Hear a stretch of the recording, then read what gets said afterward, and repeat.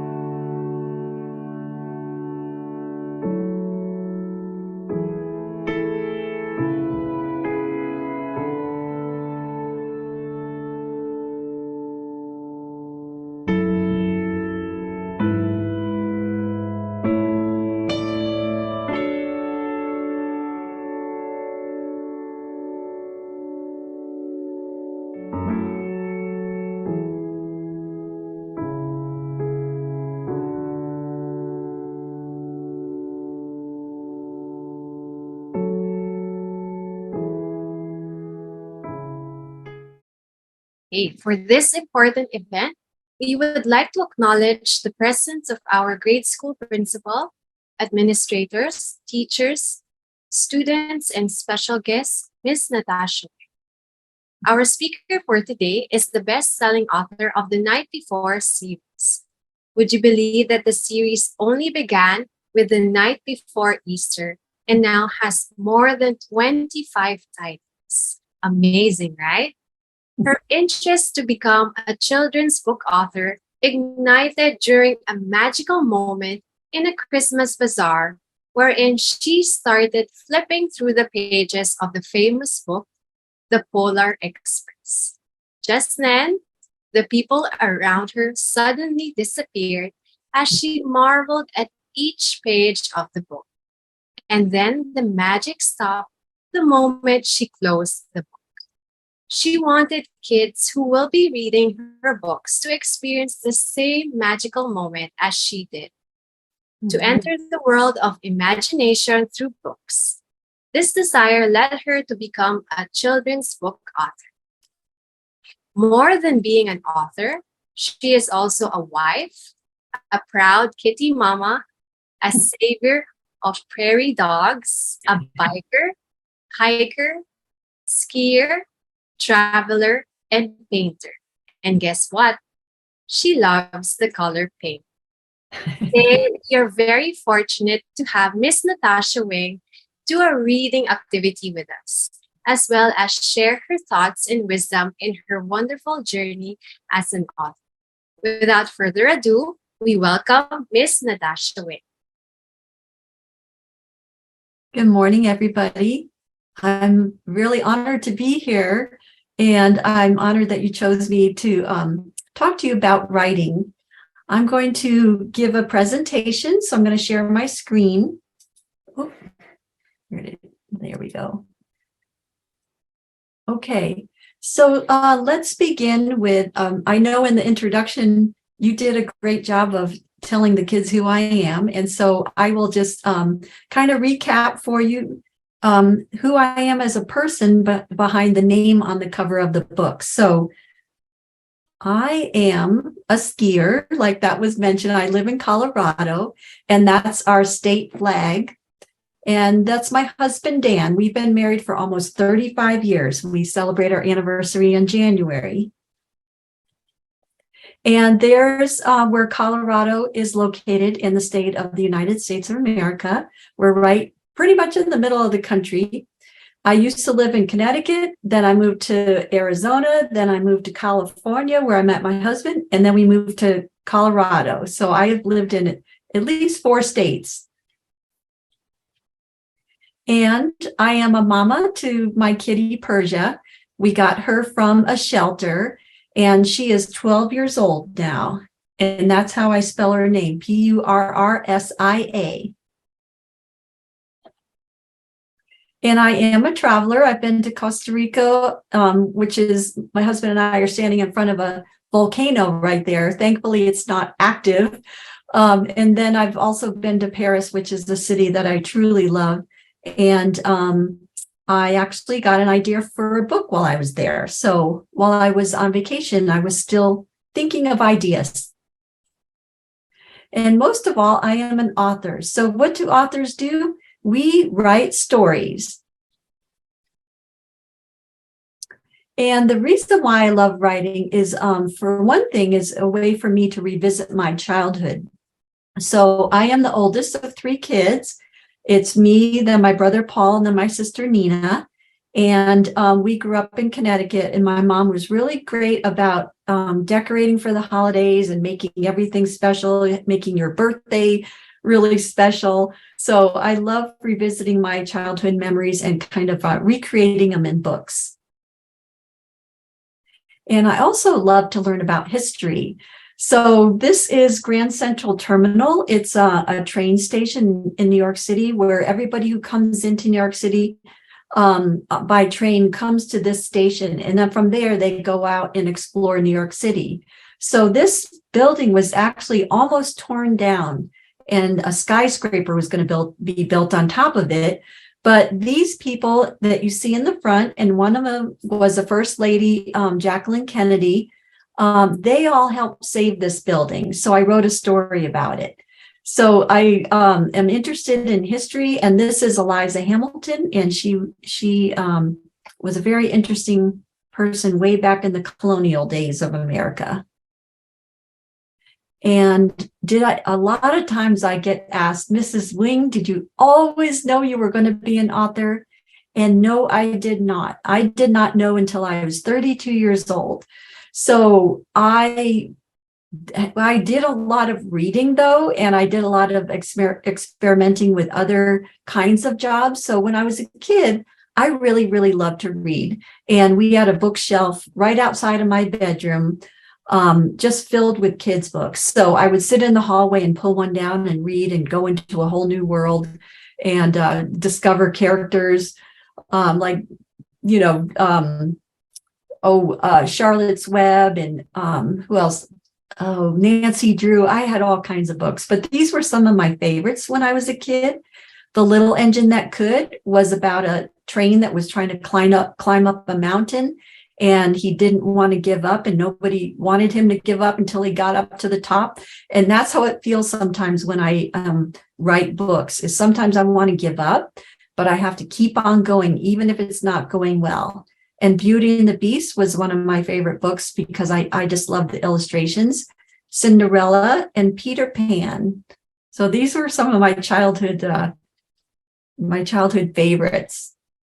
And I wrote a lot as a kid too. So this is my diary when I was 11 years old. And it used to have a lock on it, but my brother was able to get into it, and he probably read my diary. But I wrote down things like what I ate that day, what friend I played with, if there was a substitute at school that day, that it was my sister's birthday. I wrote down all kinds of things, and it was really fun for me to read it again when I got older, because then I could see what I was like as an 11-year-old.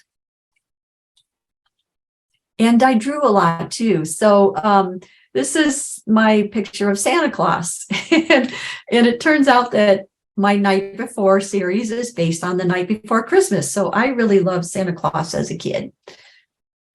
But I didn't know I was going to be a writer when I grew up. I thought I was going to be a paleontologist. So at first I wanted to dig dinosaur bones.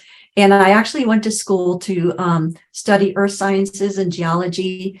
And I was hoping that I could go out on a dinosaur dig. But partway through college, I switched over to more marketing and writing. So I went from scientific to more creative. But when I was younger, just a teenager, this is kind of a blurry picture of me, but I really was into playing tennis and I wanted to be a tennis pro. So at one point, I thought I was just going to go play tennis for the rest of my life. But as was mentioned in the introduction, I had that magical moment. And that was when I was like, oh my gosh, what am I going to do with my life? I was, maybe in my late 20s when this happened. And it took me a couple of years before I did something about it after I had my magical moment. But I was inspired by another children's book to see if this is something I wanted to do for the rest of my life. And so I have been writing for 30 years. And so when I made that choice to become a writer, then I really put my head down. I went into workshops. I joined a writers group so that we could share our ideas with each other and critique our manuscripts. I really studied all these other authors to see how well they wrote books so I can learn from them. But once I decided I wanted to be a writer, I really stuck with it. So I've been at it for 30 years. So here's my office. I wanted to show you a picture of it, and you can see how I have a lot of resources as far as I've got books. Like when I do nonfiction books, I have a lot of resource books. I have a lot of signed books from my author friends. I have little fun toys and stuffed animals from my childhood, because writing kids' books, I wanted to stay very playful. And I just want to be able to look at it's over there on this side. I wanted to be able to look at my shelf and just be reminded that I need to be kind of light and playful when I write my stories. So where do my ideas come from? That is the big question that every author gets. And I get my ideas from many different places. So sometimes I have dreams that are very vivid, and I wake up in the morning and I'll just write down a couple of quick notes like, I saw an aardvark in a circus, whatever came to me, I would write it down. And so a lot of times my dreams will inspire stories or help me solve stories that I'm working on. Like solutions will come to me in a dream. So there was one book that I wrote that I had a dream about dinosaurs. So when I was younger, I lived with my sister and we shared a bedroom on the second floor, and I had a dream that a T-Rex was going to come into our room, that he was going to stick his head into my bedroom. And I was a little bit scared of that idea. So when I grew up, I wrote a story called How to Raise a Dinosaur. And I have a little boy who wants a dinosaur as a pet. And when he picks out a T-Rex as a pet, he's able to train him and become friends with him. And so he's not scary anymore. So I didn't become a paleontologist, but I ended up writing about dinosaurs. And I get a lot of ideas from family memories. So this is my house that I grew up in Connecticut, and we had snow there too. And so this is the bedroom I was telling you about that I thought the T-Rex was going to stick his head into. So that was my bedroom that I shared with my sister. And then we loved Christmas time. So that's me, the oldest, with my dog Snoopy, my brother Paul, and my sister Nina. And that's a picture of me when I was, I think, in second grade. And I love writing stories about real people because to me, it's exciting to hear how people figured things out, how they invented things, how they stayed persistent and never gave up until they created either their own art form or invented something that helped save the world or helped us become healthier. I just think it's really interesting to write about people. And so I have a book about Josef Albers, and he was an abstract artist. And then a new book coming out that I'm working on right now about wire artist Elizabeth Berrien. So I really enjoy writing about creative people too. And I get ideas from friends, kids, and teachers. So a lot of times on Amazon, I'll get fans that'll write me and say, "Oh, I really love your book. Like, I love that you wrote books about preschool and kindergarten and first grade, but you stopped at first grade. How come there isn't a second grade book? And my child's going to second grade. I would love for you to write one." So a lot of times I get ideas from fans, and then when I visit schools, the teachers will say, like for instance, the teacher said, "Well, we don't have a St. Patrick's Day book, and we would love for you to write one. And here's what we do in our classroom. We set leprechaun traps, and that's what these are." So I took that idea and put it into my Night Before St. Patrick's Day book. And I get ideas from other books. So this book, The Night Before Christmas, this story has been out for almost 200 years. It'll be 200 years in the year 2023. So there are a lot of versions of The Night Before Christmas, and I just use that book as like a template to figure out how I'm going to apply it to all other different holidays and events like Election Day or Birthday or Class Picture Day. So I have taken that idea of The Night Before and just ran with it, and have produced a whole bunch of books about the holidays and going back to school.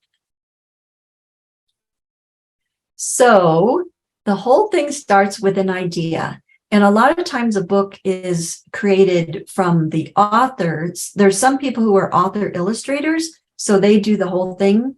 But the author is typically the person that starts the whole process. And once I get the idea, then I've got to figure out, what am I going to do with this? And if it's a great idea that makes like the hair on my arms stand up, then I know it's going to be something I'm going to enjoy working on.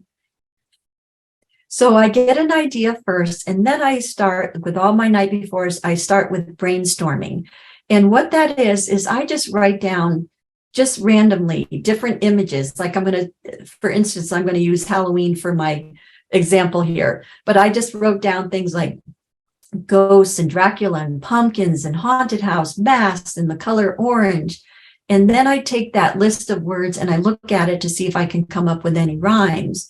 And so I have ghost and boast and toast and candy and handy and Mandy and Randy, and then treat and all these, there's lots of words that rhyme with treat. And so I was looking at treat and I thought about, how could I rhyme treat and street?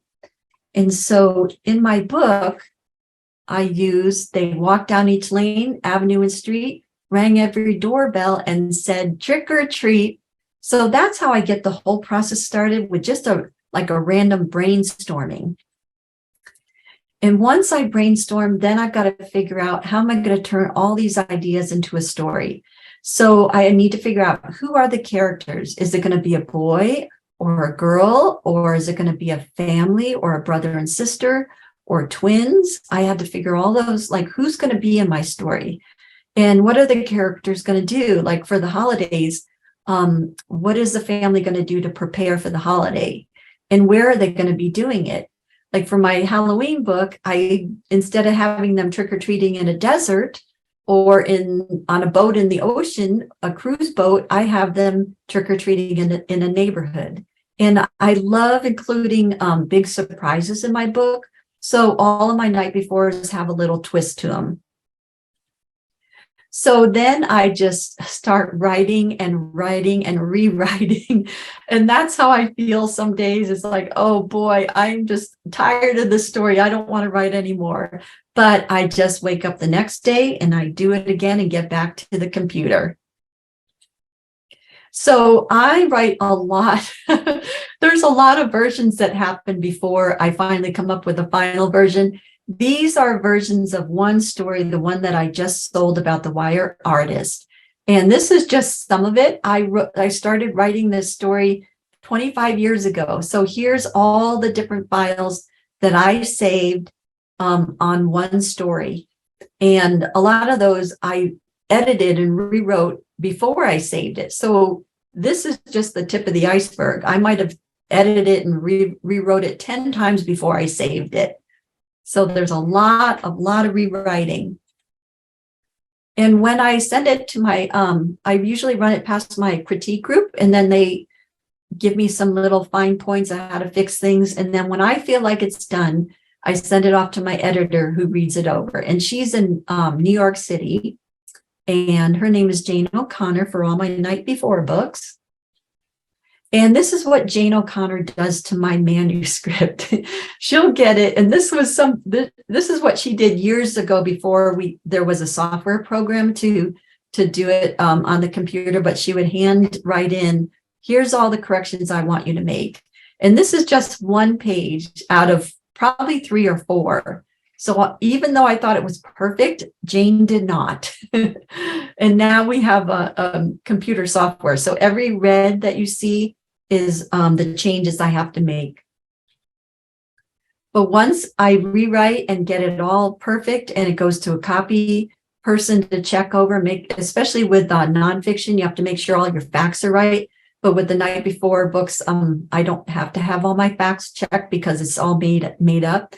But once I'm done, then it goes to the artist. So this is Cynthia Fisher, who worked on my Night Before Halloween book. And this is Amy Wummer, who does most of my other Night Before books. So Cynthia Fisher took my story and she was trying to figure out, now, what am I going to make the title look like on the cover page? So she's playing around with different colors, which one looks the most Halloweenish. She's doing sketches of the front cover, like where's the title going to go, who from the story is going to be on the cover, because that's the most important part that you see in a bookstore or a library, is you see the cover and you think, oh, I think I'm going to like this book because it looks fun, or it looks scary, or it looks serious and filled with facts. So the cover is kind of like your introduction to the story. And so here is the final cover for the Night Before Halloween, and you can see how she kind of started filling it in. And she works in watercolors. So when the artist is finished, and usually that takes a year and sometimes 2 years, it goes to a printer and becomes a book. And a lot of books are printed overseas and then shipped back to the United States on a boat. So what I like most about being an author is my most favorite part is coming up with ideas.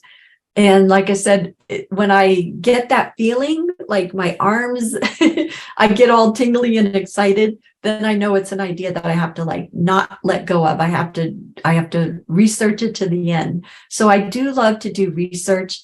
I love learning new things. There's a lot of stuff that I missed in school, or way more things in life than you could ever cover in school. So I continue to keep learning new things. And when I write fiction, I'm making up new worlds. So this is a really fun part for me. And another thing I love about being an author is writing the dream part of the Night Before books. So I have this little guide that I use. It says, the children then nestled all snug in their beds, while visions of, and then I'm like, what can I have dancing in their heads? So that is one of my favorite parts, actually, is coming up. So for Thanksgiving, I have visions of turkey legs dancing in the heads. And at Valentine's Day, I have visions of candy hearts dancing in their heads. And at St. Patrick's, I have visions of golden coins dancing in their heads. So obviously, one of the most favorite parts of being a writer is when the book is done, because there's a lot of sweat and sometimes tears that go into making a book. When I get rejections, or if I have to do revisions, sometimes I just cry. I'm just like so worn out. I put my heart and soul in it.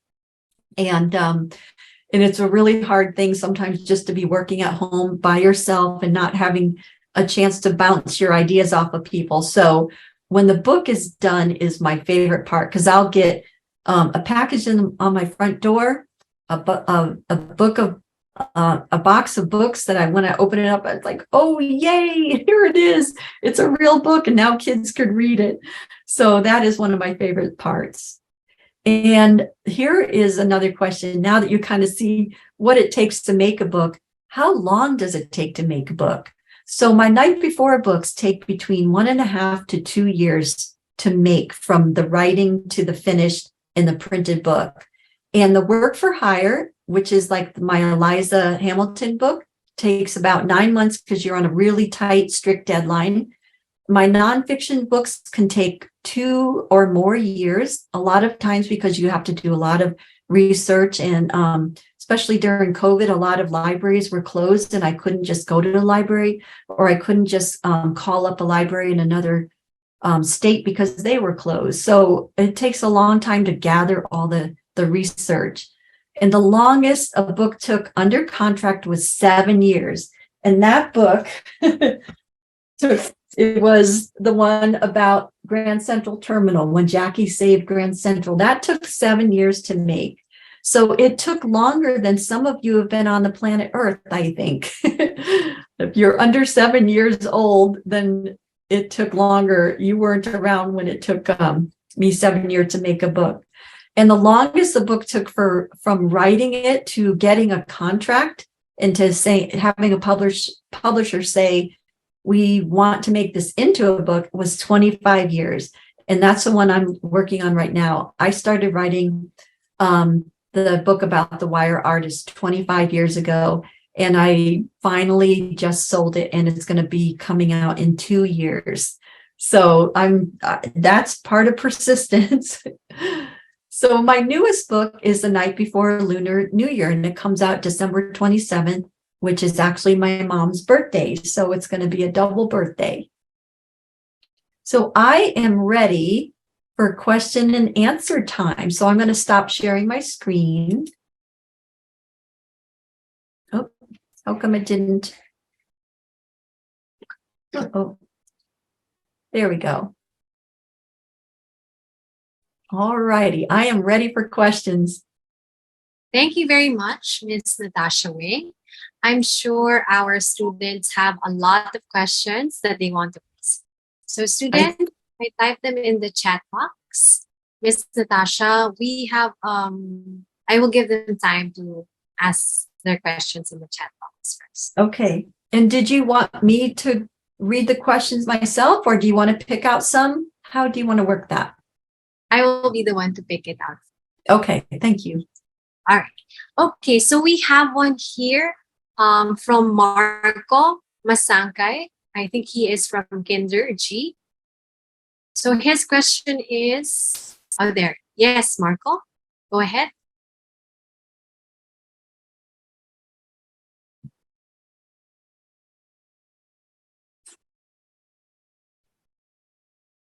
Hello, good morning. Why do your stories begin with the night before? Why do my stories begin with the night before? Well, for me, when I was a kid, I couldn't wait for Christmas to come. So we read The Night Before Christmas, and there it is in the background there. And that was mostly to settle us down and get us into bed, because we were so excited that Santa Claus was coming. So I really loved that story as a child. And so when I grew up, I wanted to write a book that other kids like me would like, because they might be waiting for like the Easter Bunny to come, or they might be excited about the first day of school. So it's the same kind of feeling that I wanted to capture in all my night before books. So I start off "'Twas the Night Before," just so people know that if they know The Night Before Christmas, they'll go, oh, this book is a lot like The Night Before Christmas, because it rhymes and it has the same kind of rhythm. So that's why I started off that way. Thank you, Ms. Natasha. We have another one from Calvin Tan. 2B. Calvin Tan. You may unmute yourself.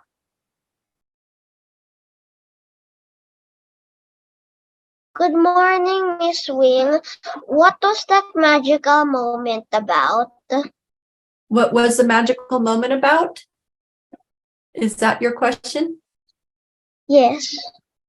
Well, for me, it was more like kind of a sign, like a way for a way for the planet or way for the world to tell me that I've got to figure out what I'm going to do. And I knew I loved children's books and I knew I loved to write, but I didn't put together that that's something I can do for a job.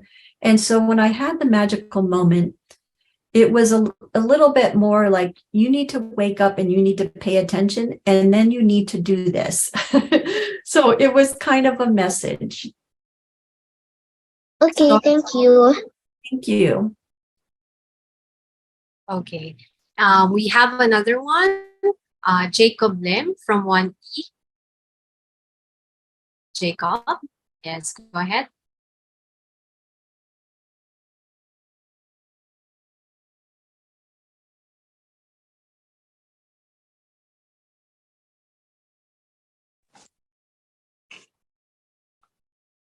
Where's Jacob? Hello. What is your favorite book that you wrote? Oh, my favorite book that I wrote. Well, one of my favorites is Bagel in Love because it's a book about a bagel who loves to dance and he's very positive and he has people who are telling him that he's not a very good dancer, but he keeps going until he finds a partner and they go to a dance contest. But it's filled with different like baked goods and puns. And so there's jokes in there and also a very good heartwarming message. So Bagel in Love is my favorite. No, I mean like your favorite book that you wrote. I did write that one. Oh, okay. Yeah, I was going to see if I don't have a copy in front of me, but yes, I did write Bagel in Love. Okay. Thank you, Jacob. We have another one from Sean Yu from grade 2H. Hi, Miss Natasha Wang. I am Sean. What do you like to do when you're not writing?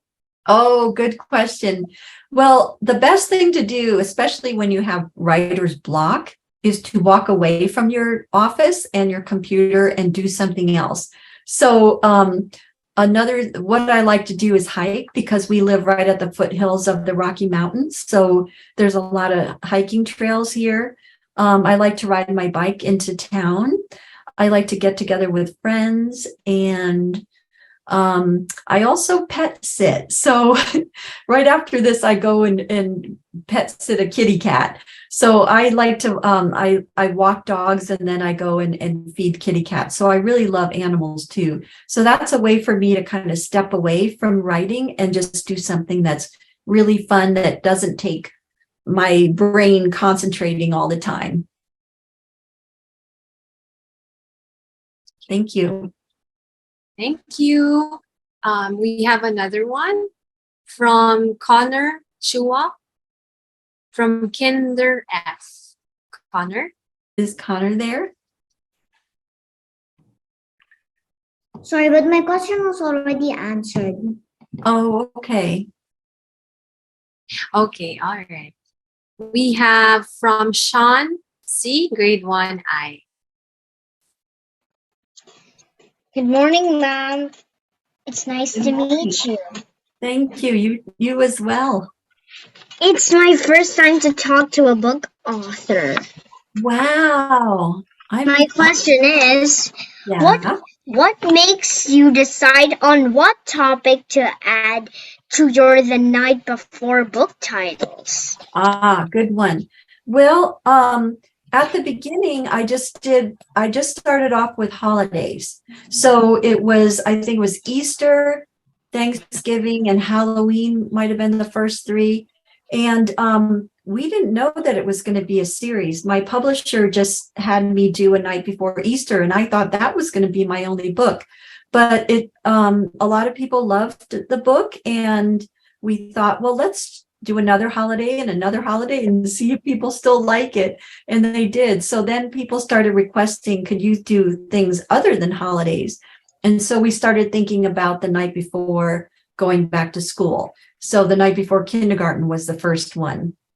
So once we got into this going back to school or school themes like kindergarten graduation, then we started thinking about other big events in kids' lives, that things that kids look forward to, but they might be a little bit nervous about too. So like I have the dance recital, and like I said, going to the dentist, the tooth fairy, losing your tooth, but waiting for the tooth fairy to come.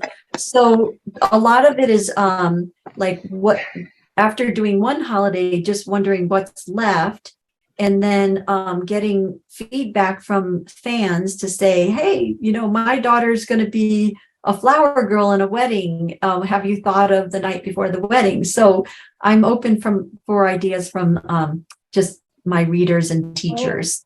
Yeah. Are there more books of the same The Night Before title you are writing now? Yes. So here's my behind here. This is my outline. This is my outline of the books that they wanted me to write, the new titles. So, and those are all my deadlines. So I have The Night Before Moving Day is going to be coming out in the summer of 23, and that's already been illustrated. They're working on the illustrations for The Night Before Kwanzaa. We just finished writing up The Night Before Passover, and I should be hearing back from my editor this week about the final revisions for The Night Before the Doctor. And then I have Earth Day coming up. I haven't written that one yet, but I really love, like you heard, I love prairie dogs and I love nature. So I wanted to write a story about Earth Day. So that'll be my next one, I think. Maybe I can write my own short story book the night before I spoke to a book author. I would love to read that. If you do, I would love to read it. Thank you. It's nice to meet you. Yes, thank you. You too. Thank you for that, Sean. All right, so there's a question. Jacob already asked his question, but he has another follow-up question. I think this is based on the book The Night Before Election Day. So, okay. Jacob? Okay. So night before Election Day, yeah, we just had our elections, our midterm elections. So this book was written mostly for the presidential elections, but we also have midterm elections that come every 2 years. So I wrote this one I don't know if this is going to answer your question, but I wrote this one to just give an introduction to kids about the process of voting. And so they can hopefully be future voters when they grow up. So I wanted to show a mother and father who are going to go to the polls to vote as a good example of how do you exercise your right to vote for whichever candidate you believe in. Okay, So, well, my question is, how would tell in the night before election day story, and why does he have to wait until to be 18 to vote? Oh, okay, I got a little bit muffled, so I didn't hear your question clearly. I'm sorry. Okay, I can repeat it. Okay, thank you. How old is the girl in the story, and why does he have to wait until to be 18 to vote? Okay. The girl in the story, I'm not entirely sure because I don't say how old she is, but a lot of my books are read by 4 to 7 year olds. So I'm thinking of her as being more like 6 or 7. So she might be in first grade, let's say. And we have to wait in our country. We need to wait till we're 18 to vote because we want to they want to make sure that whoever is voting has is an adult and then has the ability to make good decisions. And I know a lot of schools do like mock elections so they can practice for when they become 18, but you have to be 18 to vote, 16 to drive. So 2 years after you can drive, you can vote. Okay. Thank you, Ms. Natasha. Thank you, Jacob. Okay, we have one last question, Ms. Natasha, from Slovenia. His question is, are you going to make a night after books, like a night after?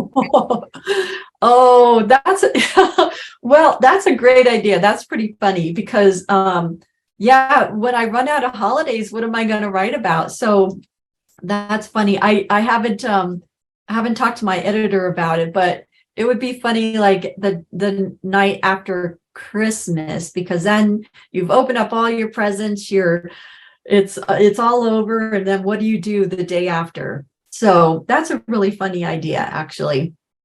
But there is nothing in the works right now. Okay, thank you, Ms. Natasha. So, thank you. Okay, so before we end, Ms. Natasha, we have a lot of questions coming in. I think the boys, they can ask their questions separately. We will just assist them with the questions, and maybe we can send them through email so that maybe if you have time, you can answer that. Okay. And, yeah, I see a lot of them. So yeah, well, that must mean I hopefully inspired you to think about writing and make you inquisitive, because one trait of being an author is being inquisitive and asking questions. Yes. Okay, so let us give Miss Natasha Wing another round of applause for generously sharing her time and talents with the Savior community. So thank you again, Miss Natasha, for addressing our students' questions. So since we don't have any more time, on behalf of the Savior grade school community, we sincerely thank you for being with us today. Some of our students also wrote simple thank you messages for you, which we will compile in a Padlet wall and send via email tomorrow after. Oh, wow. Thank you. I love the feedback. So if you have ideas for new night befores, please send them. And to give the closing remarks, may I call on our grade school assistant principal for academics, Mr. J. Perez. Good morning, everyone, and good evening to Miss Natasha. First of all, thank you once again to our wonderful speaker, Miss Natasha, for sharing with us the joys of writing. You know what? I have always believed that what I needed to learn in life, I learned from kindergarten and reading children's books. Even until now, I still remember the stories that my kindergarten teacher read to us when I was a kid. Probably because children's books are so magical, and they really trigger our imagination. Those stories were very real for me, and in fact, I actually lived the imagination I had when I listened to them. Those children's stories gave me a precious sense of who I was, at that time, and who I wanted to be in the future, because they were so pure, and I think the lessons that they imparted made me realize the values that I should hold close to my heart. Miss Natasha just shared with us the power of writing stories and storytelling. And just like Miss Natasha, you can also have that power to write and tell your own stories. We are hopeful that our awesome speaker has inspired you to also be writers, to share your own stories in different ways, even at a young age. I know that you can be, because every time I visit EED, some of you have endless stories to tell me. That's aside from the jokes that you also share. As your teachers, it is our dream to make your voices louder, bolder, and stronger while you are in the classroom so that you may use them to change the world as you grow older. And it all begins with the power of your stories. And who knows, just like Miss Natasha, you may also have a dream of what to write. So sleep more. I already heard someone wish to be a writer a while ago someday. And it is our promise to help you, our dear students, to write your own story so that we can empower you and build your confidence and courage to tell the world who you are. Our speaker reminds us that anyone can be a powerful story writer and storyteller, regardless of age, right? Miss Natasha became one at the age of 32.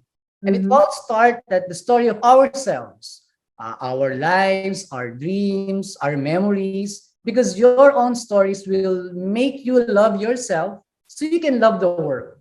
Again, thank you so much, Miss Natasha, for joining us and for fostering wonder, imagination, and creativity so that our students can start writing and sharing their own stories to the world. So thank you very much once again. Thank you. It was my honor. Thank you, Mr. Perez. So thank you again, Miss Natasha. So Thank you. boys, this is the end of our author visit. For kinder, please log back into your Zoom class for your last period. For the grade one, you may leave the meeting already. And for grade two, please log back into your Zoom class for your next period as well. So again, sorry. Before we end, we would like to, sorry, before we end, we would like to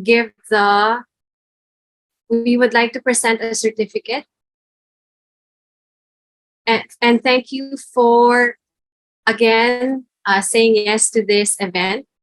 The boys really enjoy the talk as well as the teachers. So we would like to present the certificate of appreciation from the Grade Aw. School Learning Resource Center and the Reading and Language Department. Proudly presents to Miss Natasha Wing for sharing her time and expertise as a resource speaker during the Author Spotlight activity on November 18, 2022 at Xavier School San Juan. Wow. That's neat. Thank you. Thank you again, Miss Natasha. So again, so sorry. I'm so sorry. So again, boys, you may log back into your Zoom class for your last period. Again, I'm Teacher Gabby, and it was a pleasure being your host. Thank you all, and have a wonderful day.